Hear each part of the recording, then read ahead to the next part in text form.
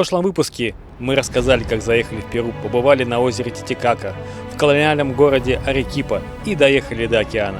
А в этом выпуске вы увидите, как мы 3 раза преодолели высоту в 5000 метров, увидели долину вулканов, самый глубокий каньон Колка, необыкновенные скальные образования, радужные горы и доехали до столицы инков, города Куско.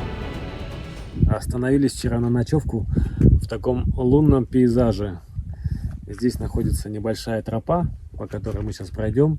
Здесь должны быть на камнях древние рисунки. Ночь прошла спокойно, но было немножко жутковато, потому что все такое очень странное. Ткнул на приложении, где будем ночевать, и нашел ближайшее место. Написано, что там находится тропа с пиктограммами. И решили заехать. А это еще только на высоте, надо было подняться. Вот. Ну прикольно здесь, конечно, такие россыпи камней. Непонятно, как это все образовалось. Такие россыпи больших камней, на которых можно найти древние изображения. О, я уже вижу. Прикольно. Ага, смотри, здесь вот собака нарисована. Собака. Букву А уже кто-то добавил. Вот что-то тоже интересное. Не знаем, конечно, насколько все это древнее. Возможно, местные жители сделали, чтобы привлечь туристов. И сказали, что это первобытные люди. Идем дальше. Вот такие вот пиктограммы мы нашли.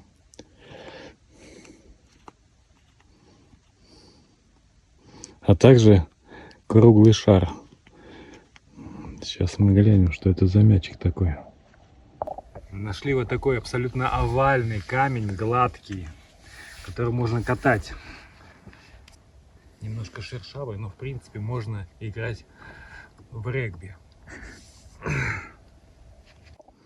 Смотрите, какую мы экспозицию нашли. Прикольную. Надо подойти, стать рядом, чтобы понятно было, какой он огромный. Да-да, камень большой. Ого. Тут крокодилы, змеи, какие-то лемуры, креветка, птички, всякие собачки, вот. Хамелеоны, ящерицы. Да. И, конечно же, инопланетный корабль с иллюминаторами. Все есть. Здесь даже выдолблена емкость для воды. Нашли динозавра, как вы видите. Вот огромная туша, шея, голова повернута. Я сомневаюсь, что это на самом деле картинка с натуры. Ну вот, нашли что-то необычное. Тут, походу, нарисован кондор. Это крылья, голова. А вот это в дырочку, в пятнышку, я даже не знаю, кто это может быть. Черепаха, может, хотя лапы длинные. Откуда тут черепаха? Так, что-то вот пятнистое, большое, квадратное. Мы подумали, решили, что здесь было рядом деревня художников. И вот они так выражали свои мысли. Ну вот, и мы нашли их игру главную, крестики-нолики. Прототип. Угу. Походу, здесь были древние греки. Оставили свою письменность. Это место называется Торо-Муэрто, комплекс древних петроглифов. Здесь обнаружено около 3000 вулканических камней с петроглифами, относящимися к культуре Уари 6-12 веков нашей эры.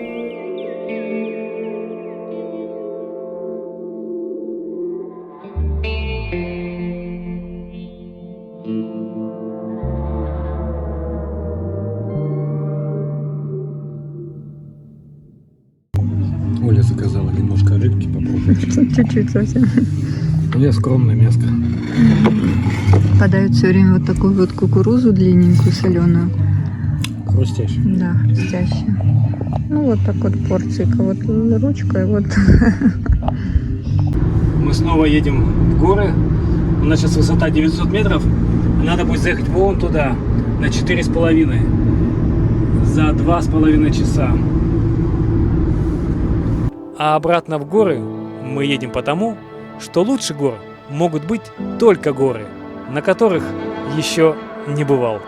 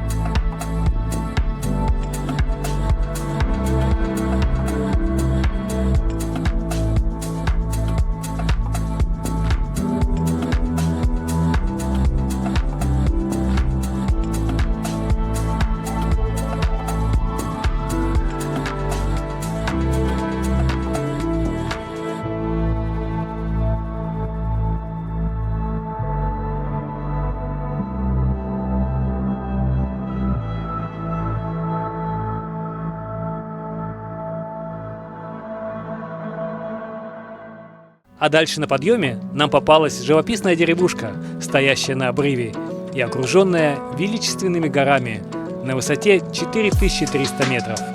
Как видите, и на такой высоте люди живут, как в маленьком оазисе.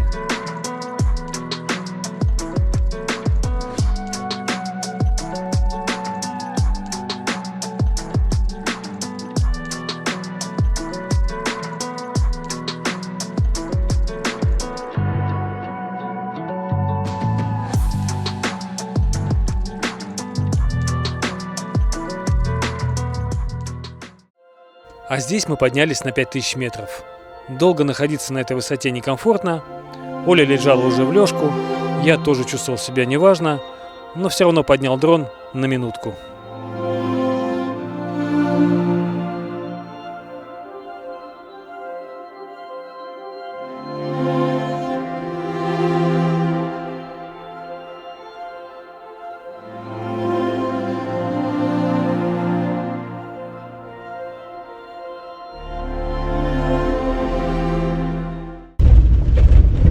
Приехали мы в долину вулканов, город Андагуа. Долина вулканов. Это долина реки Андагуа. Земля здесь покрыта застывшей лавой в окружении 80 спящих вулканов. Вокруг создается впечатление внеземного, лунного пейзажа. А в кратере одного из вулканов находится арена для корриды.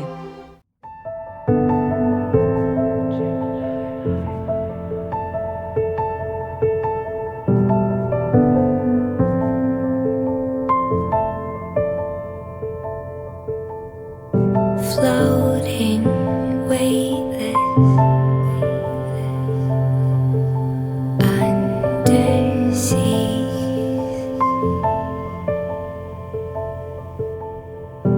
diving, conscious, like a dream.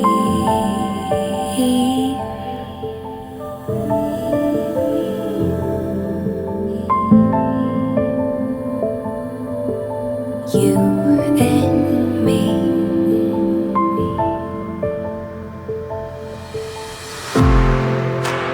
Little by little we're drowning, drowning down. Little by little the tide is rising. Little by little we're drowning, drowning down. Little by little the tide is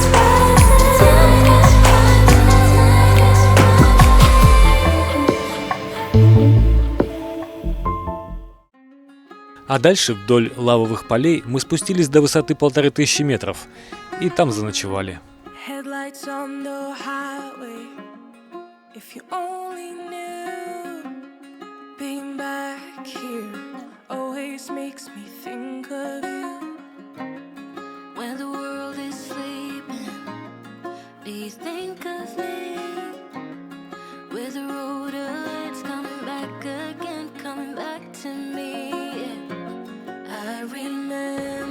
Увидели первый раз туристов.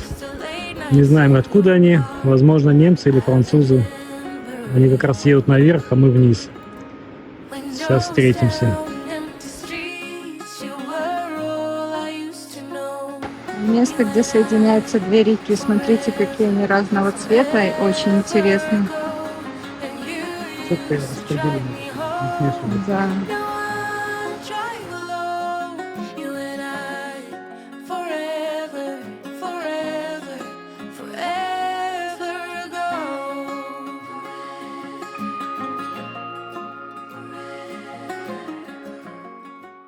Кто пропустил дорогу смерти в Боливии, как мы, может с лихвой заменить ее вот этой дорогой в Перу. Уже второй день едем по таким вот местам. Дорога узкая, одноколейная, каменистая, высоко. Как ни странно, за сегодняшний день, уже едем третий час, встретили две машины. Один был автобус со швейцарскими туристами, а вторые два экскурсионных джипа с австрийскими туристами. Вот. Нам осталось ехать до ближайшей деревни 20 километров. Но виды здесь, конечно, потрясные. Швейцарские туристы, пенсионеры, дедушка с бабушкой путешествуют уже 7 лет. Были везде, проехали всю Россию, Азию, Америки, но не могут остановиться. У них такой же Мерседес, как у нас, Спринтер, только полноприводный. Продали квартиру. Да, все продали, уехали, возвращаться не собираются. Дочка у них в Америке, и вот они сейчас до нее потихоньку доберутся. Они уже 1,5 года как путешествуют по Южной Америке. Но их цель, как и у нас, Аляска. Так что мы еще с ними где-то пересечемся обязательно. Вот. Уже 2 недели как в Перу мы, и первый раз встретили туристов. И вот все на этой дороге. Вообще. Только обсудили, что никого не видели за всю Перу. Да. И вдруг вот на такой дороге, где нет вообще машин ни одной, только вот эти 2 попались, но они не вместе ехали, отдельно. Австрийцы, которые ехали, они на джипах, как я сказал, встали, прокололи колесо, меняли запаску. Вот, надеюсь, нас это минует, потому что у нас нет запаски. Вот такой вот сервис.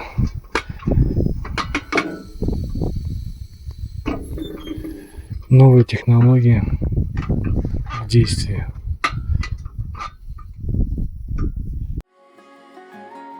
А на утро поехали в сторону каньона Колка и поднялись снова на высоту 4200. Оля хотела нарвать алоэ, но это не та модель оказалась. Вот такая панорама здесь.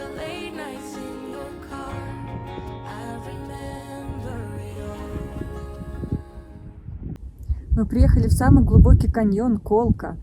Это невероятная красота. Только что летали кондоры, но мы запустили дрон, и они испугались. Не надо это было говорить. И улетели. Это самый глубокий каньон в мире считается. Ну, либо второй, потому что здесь еще недалеко находится. Но это как бы такой более официально считается самым глубоким каньоном на планете. Его высота, глубина где-то 3,5 километра, плюс-минус. Вот там, видите, днище. Где-то там. Еще эта площадка называется именно Кондор, да? Да, здесь площадка для наблюдений за кондорами. Для этого надо брать хороший бинокль, и тогда гарантированно увидите. Ух ты, вот 2 летят. Андский кондор – самая крупная из современных хищных птиц. Размах его крыльев достигает более 3 метров. Вот это кондор в полный размер. Такая вот птичка летает здесь. Кондора снять мы не смогли, для этого нужна специальная оптика, но засняли птичку с интересным звучанием. Каньон реки Колка образовался в результате сейсмической активности двух вулканов. Его протяженность почти 90 километров. Это идеальное место для любителей рафтинга, походов или велосипедных прогулок по горам.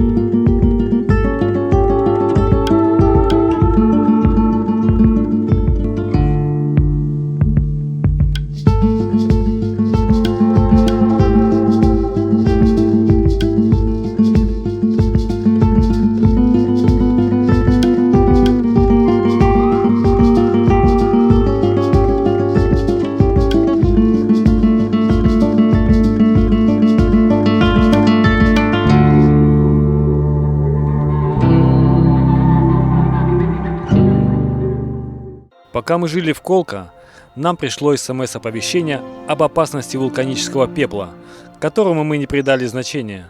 Спустя пару дней мы двинулись дальше, и проехав километров 10, я увидел в зеркале извергающийся вулкан. И тогда стало понятно, что мы жили по соседству с проснувшимся вулканом. Нам просто повезло, что ветер дул в другую сторону и нас не засыпало пеплом. После этого мы специально остались на ночевку с потрясающей панорамой на извергающийся вулкан.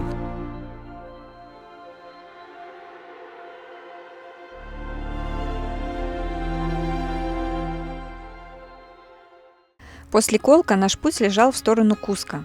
Как обычно, мы начали искать достопримечательности, которые могли попасться нам на пути. И случайно нашли пару интересных фотографий. Место называется Чоколака.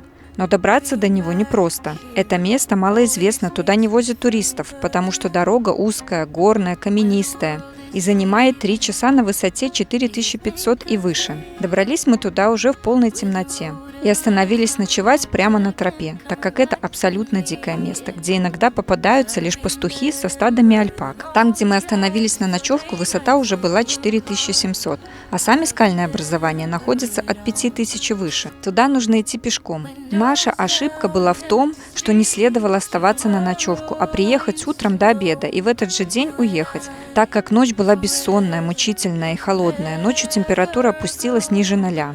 На утро у нас уже не оставалось сил выйти из машины. На этой высоте трудно сконцентрироваться, в голове какая-то каша.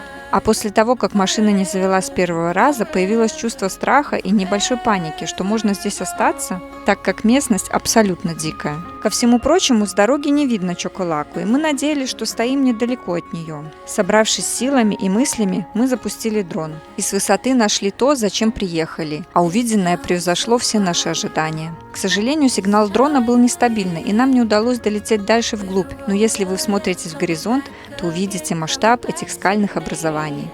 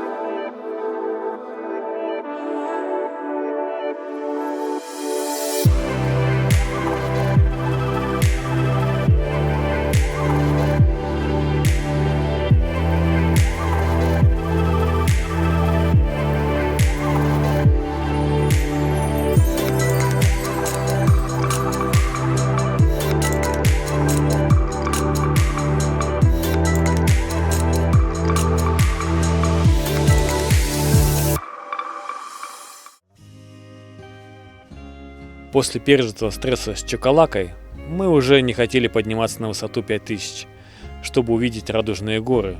Но доехав до нужного поворота, не смогли удержаться и свернули, чтобы только посмотреть одним глазком на качество дороги. Так потихоньку заехали на высоту 5000 и увидели это чудо природы. Радужные горы Винникунка. Так они называются на языке индейцев кечуа, что буквально означает «горы цвета радуги». Цветные слои этих гор сформировались миллионы лет назад из красного песчаника, который под воздействием климатических условий, подземных вод и примесей минералов окрасился в желтый, зеленый, белый и другие цвета.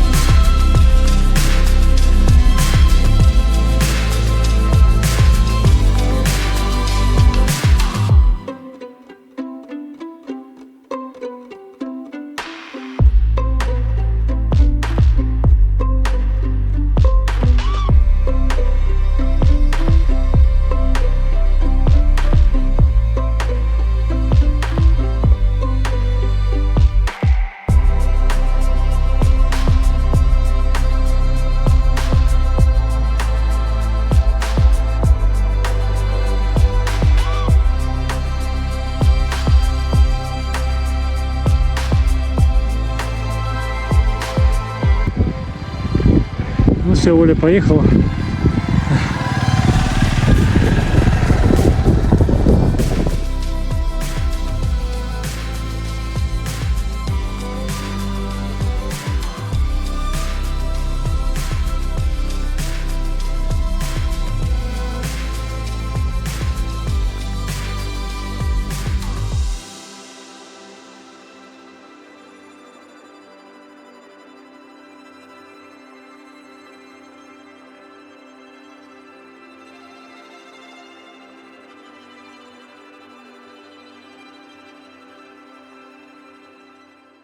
Заехали в мастерскую, познакомились с французами. А жена у него молдаванка. Так что сейчас мы поедем после мастерской туда, куда они едут, на кемпинг. А нам решили снять и почистить дизельный фильтр. Я думаю, что за сегодня должны управиться. К вечеру мы будем свободны. Итак, вот мой ДПФ фильтр, который сняли вчера. И он ночь постоял наполненный жидкостью. И, надеюсь, отмок. Сейчас они будут сливать оттуда все, что там настоялось. Что-то не видно, что какая-то грязь оттуда выходит.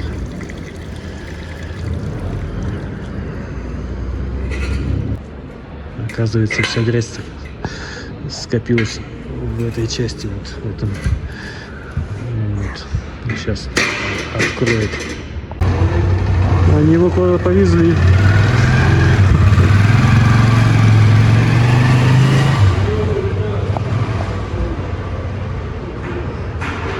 А расположились мы рядом с аэропортом.